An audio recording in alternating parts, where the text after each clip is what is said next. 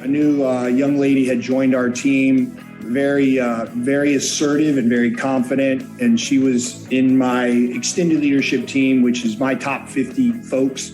And we were talking about a particular strategic objective. And we were having some healthy debate. And she raised her hand and politely said, I hate that idea. And here's why that idea doesn't make sense. Directing to me. And so I stopped the meeting. Oh, it was your idea. Yeah, it was, well, I was advocating for the idea. I didn't bring it up, but it was clearly she was looking at me, right?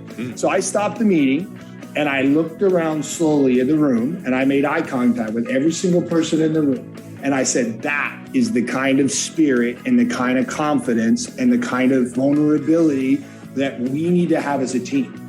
But the point was that I modeled the behavior. If someone speaks up with an alternative opinion, not only am I going to listen, I'm going to applaud it because that's the kind of diversity and thought experience we need to thrive. Welcome to the CEO Sessions, hosted by Ben Fanning. And here's Ben. So what can a leader do to change a toxic work culture? When you're in this position, it can be frustrating and even hopeless. If you can't make progress, it can lead to higher employee turnover and even threaten your goals. Some leaders either give up entirely on changing the culture or ram through initiatives without garnering support first. Neither is a recipe for success. But in my interview with Jay Smith, CIO of TracFone Wireless, you'll discover the key to changing a toxic work culture and a positive first step to get others on board with the changes. TracFone Wireless, his company, has revenues of $8 billion and 21 million subscribers. And by the way, Jay has also served as a senior leader with World Fuel Services, NASCAR, yes, that NASCAR, Tyco, and CNA, and he's a graduate of the University of Central Florida. Here's a little bit of what you'll discover in this episode. Why you need to foster the entrepreneurial spirit in your team and how to nurture it, where decisions should be made in the company, and how to change a toxic work culture, and why you must start small to build trust. And then we wind this thing up with a blueprint for giving feedback to your boss and your team. And if you enjoyed this episode, make sure to subscribe for future episodes so you get notified first, and leave us a review. Enjoy. Want to boost your productivity and decision making? Get vital insights from each episode delivered directly to your inbox. A great resource whether you've listened to the episode or not. Go to benfanning.com/insight. Hey, Jay, welcome to the CEO Sessions. Thank you, Ben. It's always good to see you. It's good to be here. Thank you for your time. Looking forward to an engaging conversation. Yeah, let's do this. So let's dive right in. What in the world was your first job and how does it influence your leadership today? Yeah, what I would say, Ben, is really there's two aspects to it. One is my first job in high school, summer. I imagine summer in Florida, 100-degree heat, working construction, digging ditches, okay? And so needless to say, very quickly, I realized I wanted to use my mind instead of my body as my career choice. So that was kind of an interesting little just tidbit. That's a great realization right out of the gate. Right. 100 degrees in Florida, digging ditches. And then the next one would be the real kind of first professional position. I grew up on the Space Coast in Florida, and I had a position, it was a software development position. I came out of UCF with computer engineering, and I worked at Lockheed Space Operations. Oh, wow. And so working on software that monitored the space shuttle that successfully launched, the astronauts into space and brought them home safely was a great introduction to, software discipline. Lives were on the line, literally. And so that was a great thing for me to build on as I became agile and led transformations culturally. Yeah, I love that. So your first job was more about process of elimination, really zooming in what you didn't want to do.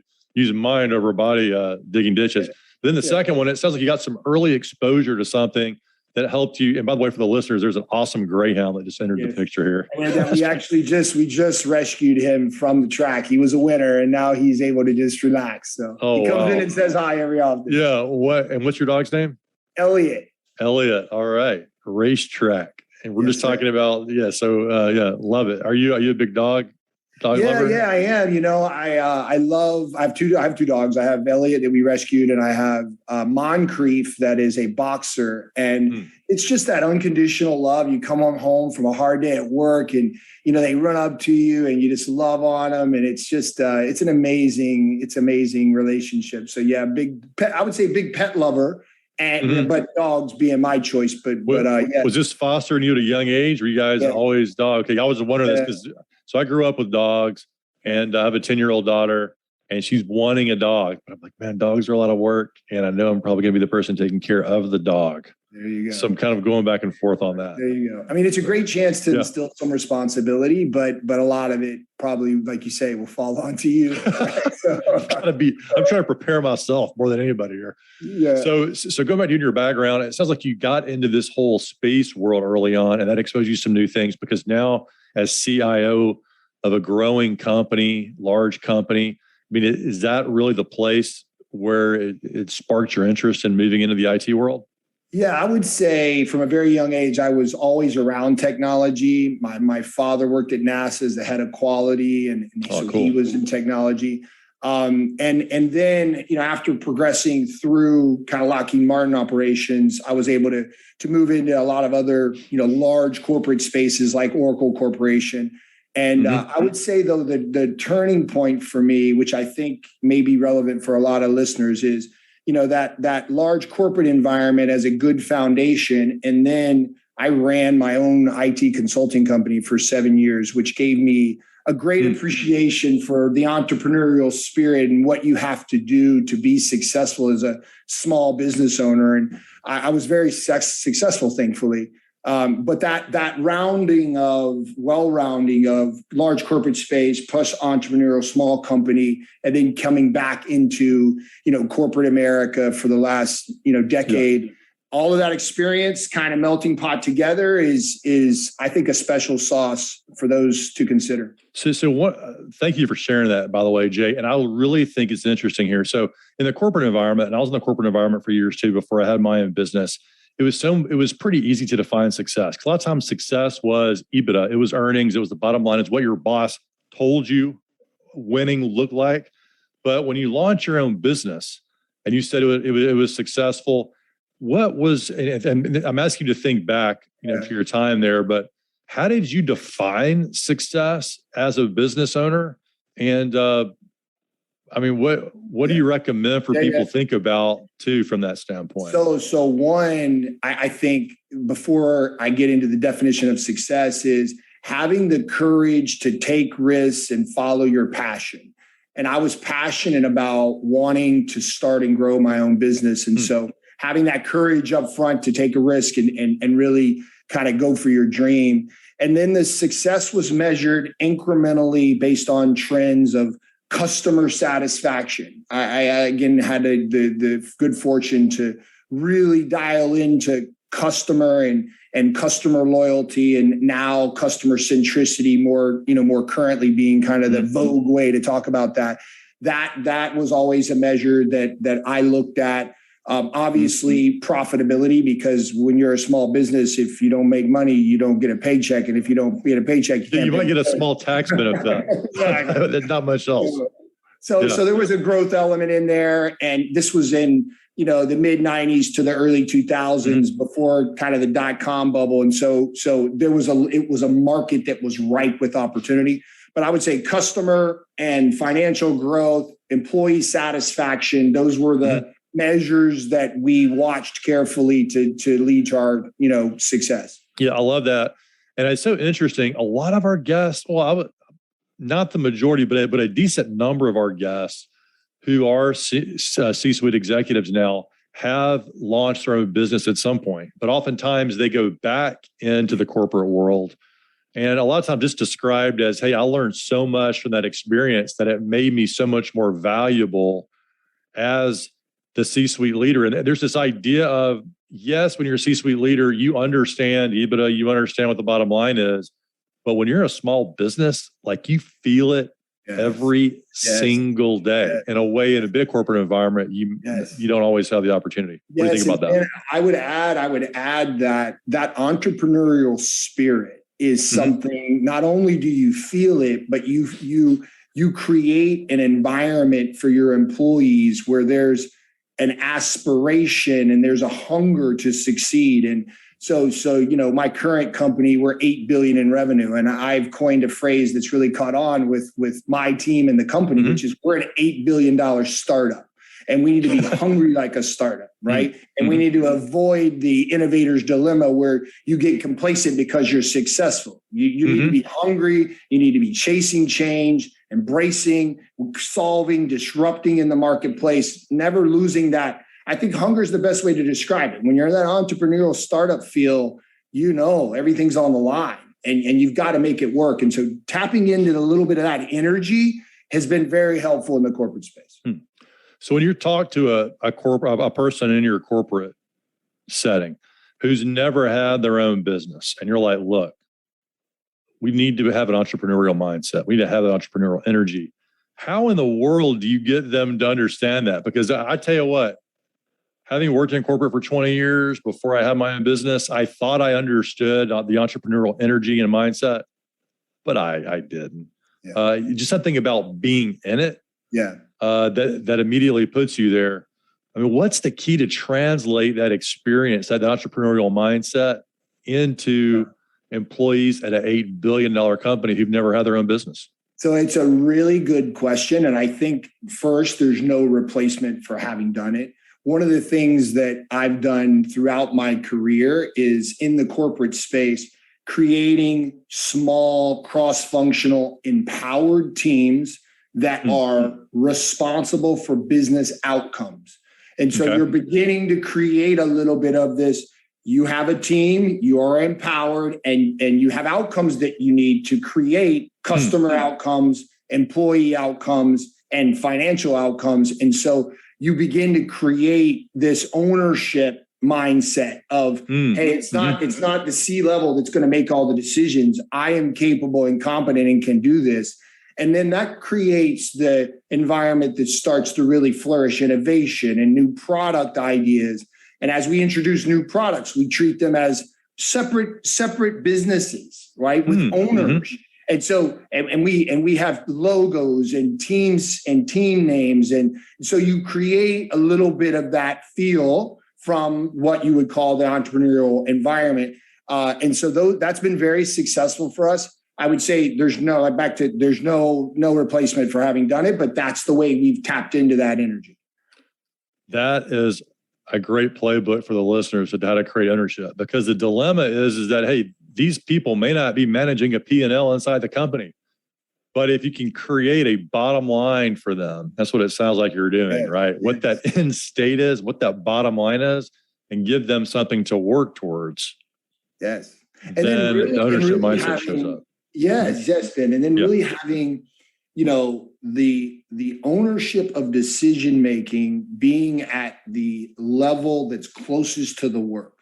As you pointed out, not everybody's going to own the P&L, and there's financial decision making, delegation of authority that any publicly traded company needs to look after. But outside of that, we really look to have the decisions made closest to the work, which again inspires people, gives them autonomy, and they're able to, we get out of their way as executives, right? And a lot of people talk about servant leadership, and the way we make it real is we turn the pyramid upside down, and all the executive teams work for the people on the front line. And our job is to make their environment and their job as smooth and frictionless as possible, including the autonomy they need to make the decisions to move the business forward.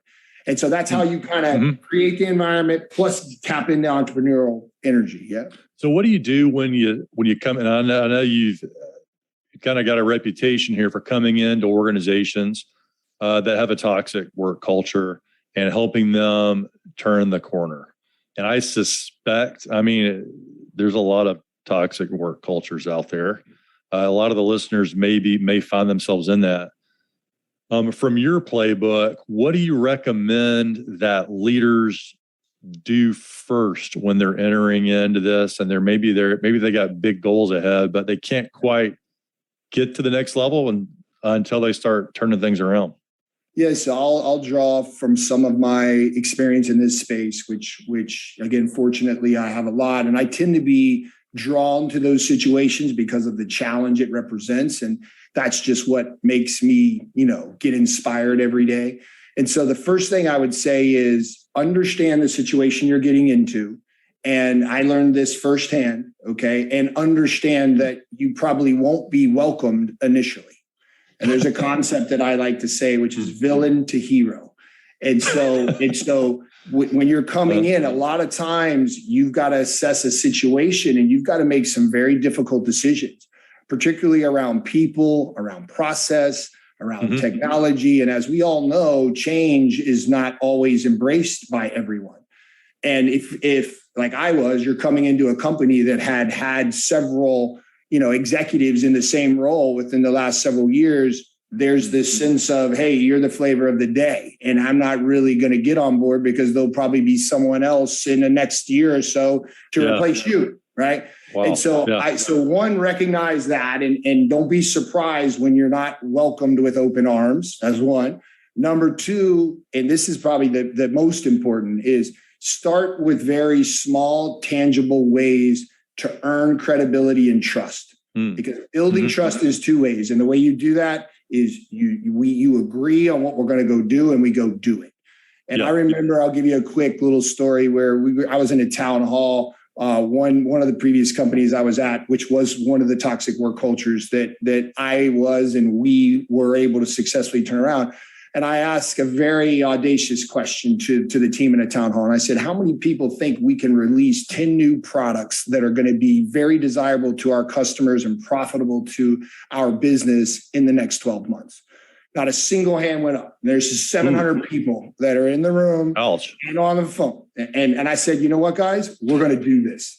And we put a counter up on the board and by successful, we had product launches. As you probably know, not all product launches meet success criteria, and the ability to really kill the ideas that aren't going to be successful or pivot them is really important to innovation. And I have a special passion for innovation. And so needless to say, we accomplished the objective. And by accomplishing the objective, you build credibility and trust. And then by having integrity and doing what you say, right? Doing what you say from a value standpoint. So a lot of people talk about values, but then they behave a different way. And so when you espouse a set of values, so I would say trust is in there, respect is in there, accountability is in there, collaboration is in there. And when you talk about those things and then you demonstrate the behaviors and you model it, again, the credibility and the trust meter starts going up. And I would tell you the most satisfying thing that happens at all the places where I've led transformation is the day that someone comes up to you, either in an email or in a conversation, and says, hey, Jay, I didn't believe when you first got here, and I was against what your vision was. And now I see, and you've impacted my life in a positive way. And thank you so much for your leadership. So when you hear that, or when I hear that, I'll speak for myself. There's nothing more inspiring, satisfying, gratifying. No money in the world can replace knowing that I've touched people's lives in a positive way. And so that is that, kind of secret sauce, I guess, if you want to call it that. Yeah, I love it. And it's like a virtuous cycle, right? Because they're giving you feedback. Hey, I noticed what you did and I appreciate it. And it made a difference to me. It makes you want to go further and harder too. Exactly. And lead more, having that kind of feedback. So it's nice to have that kind of feedback as a leader. Sure. Yes. When you think about, and you listed out a lot of different values there, what's the one trait you wish you could instill in every employee, and why do you think it's so important? Yeah, I would say that there's two that are related. So I'm going to bend the question a little bit if you allow. Okay. So I would say we're going to unpack this a little bit, but humility and vulnerability. And so when I talk about humility, that is in employees or team members recognizing and having a more modest view of their contribution, their worth, right? And when you do that, you're able to really serve the team. Right. Mm-hmm. And so what I'm talking about is you still know what you bring to the table and you're confident in that, but there's not the arrogance, and certainly the humility allows you to show up and serve the team. That's really important. vulnerability, which goes right along with it, is about being able to self-aware your drawbacks, your weaknesses. Give me a second. Can we edit that out, or what should we do there? Yeah, just keep rolling. Okay. Because those greyhounds want to run. That greyhound wants to run. So on the vulnerability side, the self-awareness is critical, because in order to improve, you need to be vulnerable about your improvement opportunities. Yeah. A lot of times you mentioned that two-way dialogue that happens. And so if in order for a leader to have a conversation with a team of people that work for them, and that team to tell them, hey, your expectations are unreasonable, or hey, do you realize by sending emails at crazy hours that makes us feel like we need to respond, and that's not healthy. And I'm just using those two examples. And by the way, those are real examples for me. Okay. Those are very good. Yeah. But I try to model, and I listen. I say, thank you for the feedback. Feedback is a gift. And then I model my behavior differently based on the feedback from my teams. And by the way, it's not just my directs. It's anybody in the organization that wants to give me feedback. I crave it, and I see it as a real nugget. I love it. Yeah. And the feedback thing, we do a lot of training in my company, specifically for companies in the area of coaching and feedback, helping leaders do that. And I'll tell you, we talk about this, the most powerful way to help employees give feedback is to really help them by just demonstrating it. And when the senior leaders ask for feedback, that really makes all the difference. Or it takes a feedback from almost like a punitive thing to something that can be, truly, truly positive and improved in the organization. So yeah, Ben, it's a great question about receiving and giving feedback as a leader. And what I find is leaders are really good at giving feedback, right? And less good at receiving it, right? Yes. And so that's where that vulnerability comes in. And when you model the right behavior, you're able to build safety and trust in your teams to give you that feedback. And so a quick story, a new young lady had joined our team, very assertive and very confident. And she was in my extended leadership team, which is my top 50 folks. And we were talking about a particular strategic objective, and we were having some healthy debate. And she raised her hand and politely said, I hate that idea, and here's why that idea doesn't make sense. Directing to me. And so I stopped the meeting. Oh, it was your idea. Yeah, it was. Well, I was advocating for the idea. I didn't bring it up, but it was clearly she was looking at me, right? So I stopped the meeting, and I looked around slowly in the room, and I made eye contact with every single person in the room. And I said, that is the kind of spirit and the kind of confidence and the kind of vulnerability that we need to have as a team. And Aisha was her name. And I said, Aisha, thank you very much for the feedback. And we talked about it, and we ended up kind of in a middle ground. But the point was that I modeled the behavior. If someone speaks up with an alternative opinion, not only am I going to listen, I'm going to applaud it, because that's the kind of diversity and thought and experience we need to thrive. So that's a quick one. But yeah, it's really important to model the right behavior in terms of receiving feedback, especially. And a great example of direct communication. And kudos to you. I don't think I ever, when I worked in corporations, would have ever given my boss that kind of direct feedback. And probably they would have benefited from it too. I tell you, one of our previous guests, Nigel Travis, who's just a former CEO of Dunkin' Brands and of Papa John's, has a book about challenge culture. And so in his episode too, he would enjoy, I think, your story about feedback.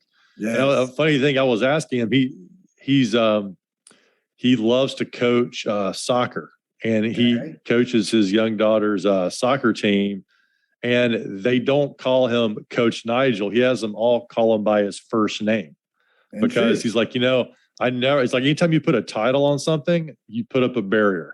Yes. So I'm trying to imagine calling the CEO of Dunkin' Donuts like Nigel, like, hey, Nigel. Yes. But I mean, that kind of culture is so similar to that. I really work hard at being accessible, being approachable, And yeah, we have a C title, but the more that you engage with people on a personal level, you build that emotional connection, you show that you have compassion about whatever is important to them, that you're not a machine, right? And we're people, we're humans at the end of the day. And I think it's our job to create an environment where people can approach us and have those kinds of conversations, because most of the time, you're not going to give direct feedback to someone that you don't have a relationship with and with a high degree of trust.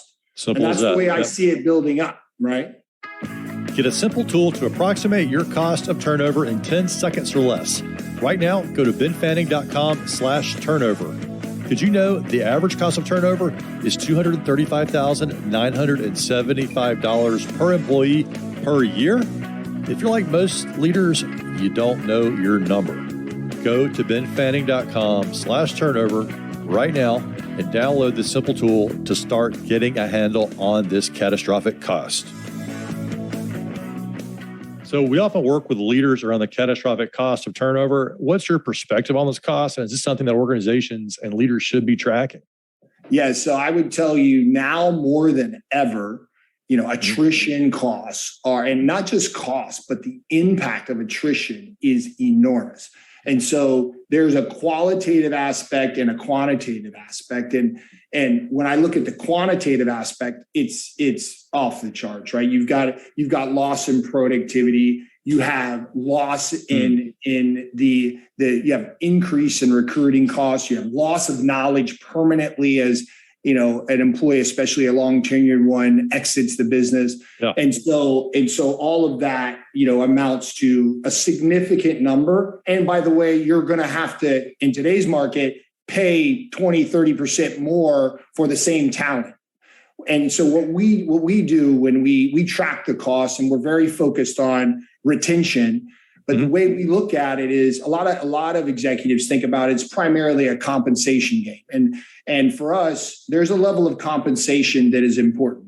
And there's a book called Drive by Daniel Pink. You may be familiar with it. Oh, great book. Yeah. All right. So mastery, autonomy, and purpose as a way to motivate and inspire employees. In addition to compensation is there. It's real. We all need, our a certain level of it to be able to take care of our families and loved ones. But the more we look at it, we look at that comprehensive view. And so to answer your question, the quantitative aspects are real and staggering. We use MAP as a way to retain. And then the qualitative aspects are your top talent. When they see top talent leaving, there's the potential that becomes a snowball affecting in a negative way, right? It adds stress to the current team because now there's the same amount of work with less people, right? You could demotivate the team. So there's the qualitative aspects of it so it's a real problem right now. And you've heard, I'm sure, about the Great Resignation, and depending on what articles you're reading, 30 to 40% of the entire workforce that has a job right now is looking for another job. A lot of churn coming. Right. And so we're trying to be ahead of that. And I'll put a plug in there for remote working and employee preference and flexibility. Like that is paramount if you want to keep your top talent. And so when I see things happening in the industry, I'll just call it, for us and for me personally as a leader, employee flexibility, employee preference is critical to retention. What's your most colorful story of someone quit or was fired? So I have a number of them. So I want to be fairly generic here because I've, without naming names, of course. Yeah, perfect. So I wasn't going to, but thank you for that. Okay, yeah. So I was going to tie it into the toxic work cultures because, in those toxic or dysfunctional organizations, I've pretty much seen everything you can imagine from board level, senior executive level, dysfunction and exits with a lot of fireworks, let's just call it. Another one is unfortunately, senior executives, accused of SEC violations, being walked out in handcuffs, which I'll never forget. What a day at the office. Yeah, that's a tough one. That was earlier in my career. But you know what? I mean, what it shows is, again, back to integrity and values and doing the right thing, that you always got to make sure that you're on the right side of that. And then what I would tell you is, from early in my career, I was early in a leadership position, and I had to let a team go, and it was right after the .com situation. And, I had so many emotions from compassion and empathy and kind of helplessness. But then, and this is where I think is key, that I had an element of pride because of the way we were able to exit them and the care we were able to give them in terms of separation packages and things like that. And so that experience of really knowing that we're all human and you're affecting someone's life, but it's also not personal, it's a business decision. That being able to have the maturity and courage to do that and do it the right way as a leader is really important. Yeah, it doesn't sound like it was an easy time, but you controlled what you could control, which is like how you went about doing it, the process, and maybe the benefits. So, yeah, thanks for sharing that, Jay. So, when's the time you had an unexpected twist or failure in your career, and how did it lead to your success or growth on down the road? So, I would tell you, I'm a firm believer in you learn the most from your failures. And anybody, I'll give you a little tip. It's one of my favorite interview questions. Tell me a time you failed and what you learned from it. And if anybody doesn't have a failure, they're not telling the truth. Right? So, yeah, we are human beings. We're not right?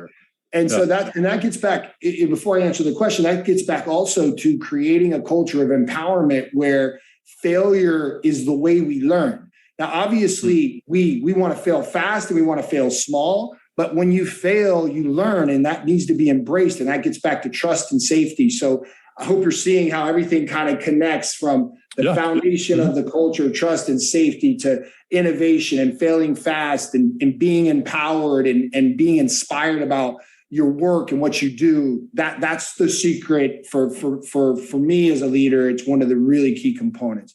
The failure situation I had, or the twist, but I would say it was a failure also. Very early in my career, I was responsible for a large transformation. We didn't call it a transformation at the time, but it was a large, established, publicly traded company that needed to be brought into the e-commerce digital age. And we put a team together of all stars. And what's going to sound odd is we delivered terrific results for our customers, for our shareholders, and we delivered it incrementally. And we had all the metrics were through the roof. And at the end, when I stepped back, I looked at the team and the dynamic of the team. And I looked at the support within the team and the feelings of across the team of each other. And what we did not have is what I would call a high-performing team that supported each other, that had each other's back. We had a team that was dead. We had a team that was overworked and it wasn't sustainable what we did. And so what I've learned from that is results matter. How you get them, critical. And you got to get them in a way that's sustainable and having fun and being engaged and keeping it exciting. It's not all about the results. And so that in there was a nugget for me that really dialed me into the people aspects, the team dynamic aspects, and making sure that all of those interpersonal relationships, the emotional connection to the grander purpose of an organization, keeping things in check, keeping it light, getting to know each other personally, team building, all of those things really became part of my toolbox, if you will, very early in my career as a result of that situation. Wow, that's an interesting insight for leaders to think about. Because on the surface, people were probably saying, "Well, Jay's team did their job; they succeeded." But you're looking under the proverbial hood of the car and saying, the parts in here are not going to get us to our next milestone. Yeah. And so, I asked the question, "Hey guys, are you ready for the next one? All right, let's go do this again." There's another initiative, and we're the top team. And they, at the time I wasn't an executive. This is over 20 years ago, and I saw the look. They didn't have to say anything. I saw the look in the team, and they were not ready to go take the next hill. And so that clearly told me that we need to approach things differently. And that's why I think at the end of the day, Ben, that's why I'm such a culture and talent believer. And that is the foundation of everything. You establish the right environment, you put the right talent, and you let the skills and the team flourish. You get out of their way, you remove obstacles as a leader, and magic happens. And so you'll see me talk a lot about that. And I think that's kind of the epiphany, if you will, that happened very early in my career. Yeah, that's a gutsy move. It's like, I can't name a specific like baseball team or football team, but it's like, you win the Super Bowl or win the championship. And you start seeing players getting traded. Everybody's saying, well, they're just taking advantage of the high market value of their team. But there's always another layer to that. And I suspect it's exactly what you're saying. The GM's saying, you know what, we got there, but this team as it is, they're not going to go again. Do we have the chemistry to do it again and again and again? And so I think the locker room mentality and who's in the locker room and how are the relationships in the locker room, that's very transferable to how I think about building teams. We talked a little bit about diversity and diversity of thought and experience and gender and race. And there's a lot of power in there. And that is another element to building a great team. You don't want everybody that is of the same personality or belief or experience. You want that diversity across the board.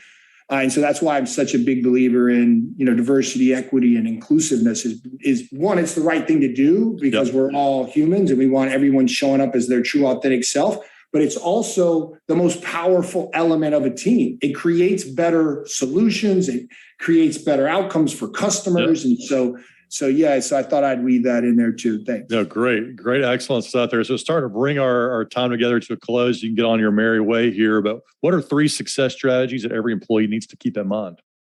Yeah, I would say for me, it's aim high, be audacious. Okay. There's a quote I always like to say, which is you only reach as high as you aim for the stars. And if you land on the moon, that's not a bad destination.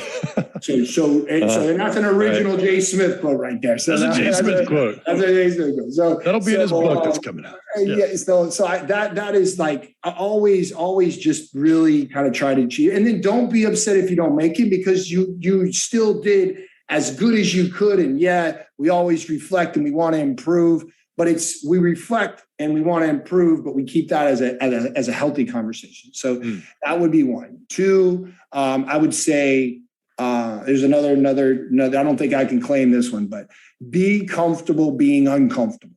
And so I try to coach the folks that are around me to look for situations where you're uncomfortable and be aware. If you're uncomfortable, that's probably something you should lean into, not pull back from.